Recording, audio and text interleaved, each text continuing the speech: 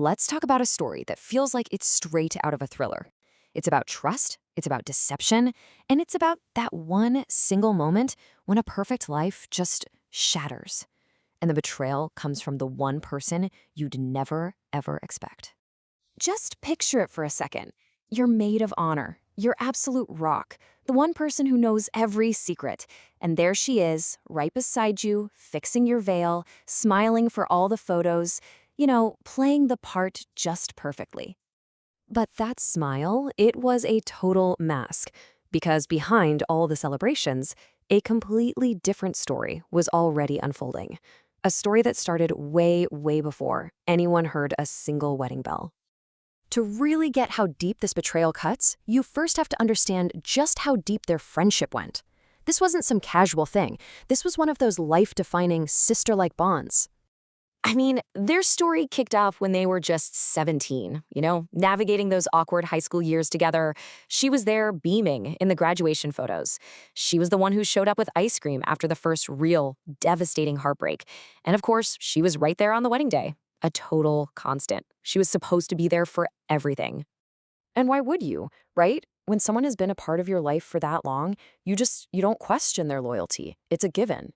It feels as certain as the sun coming up.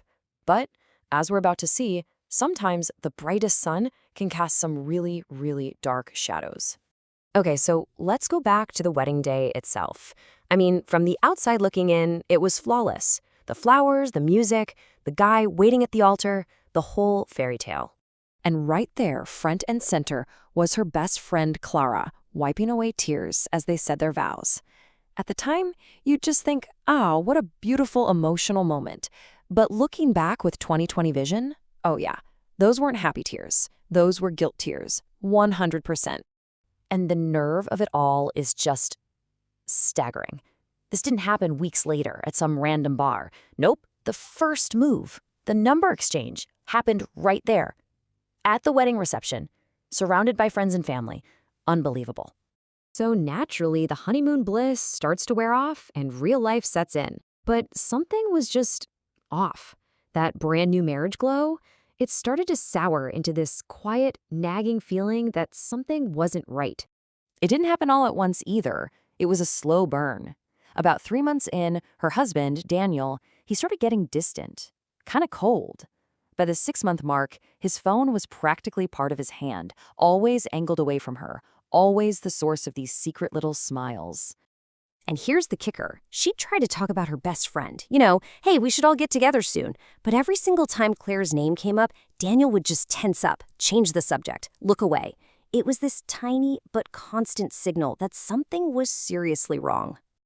All those doubts she'd been pushing down, all those little suspicions she told herself were just her being insecure, it all came rushing back. She wasn't being paranoid. She wasn't crazy. She was right. And then it happened. That one quiet moment when your entire world just tilts on its axis, and you know with absolute certainty that nothing will ever be the same again. It wasn't some big, dramatic showdown.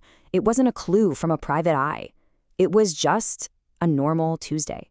She got home a bit early, the house was empty, and Daniel's tablet was sitting right there on the kitchen counter, screen up, and then the screen lit up, a new message notification, and it was just one name. Clara, her best friend.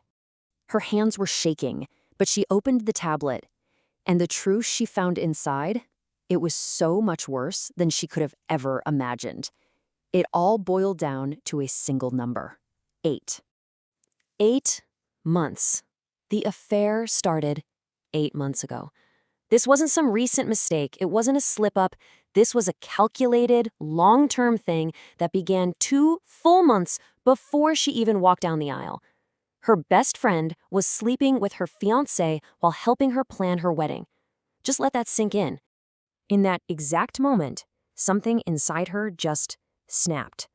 The heartbreak was massive, of course, but it was almost immediately burned away by something else. Something cold, quiet, and incredibly focused. Right then and there, she made a new set of vows. But this time, to herself. Step 1, I will not cry for them. Step 2, I will not give them the satisfaction of a screaming match. And step 3, the most important one, I will be smart. See, they had completely underestimated her. They thought she was just the sweet, trusting wife. But that grief, it turned her into an investigator. She now had every single text, every email, every digital receipt, every last lie. She didn't act right away. Oh no. For 3 long months, she kept playing the part of the happy wife, all while she was gathering her strength, planning her next move. And then, when they were comfortable, when they least expected it, she struck. The divorce was surgical. With the mountain of evidence she had, Daniel never stood a chance.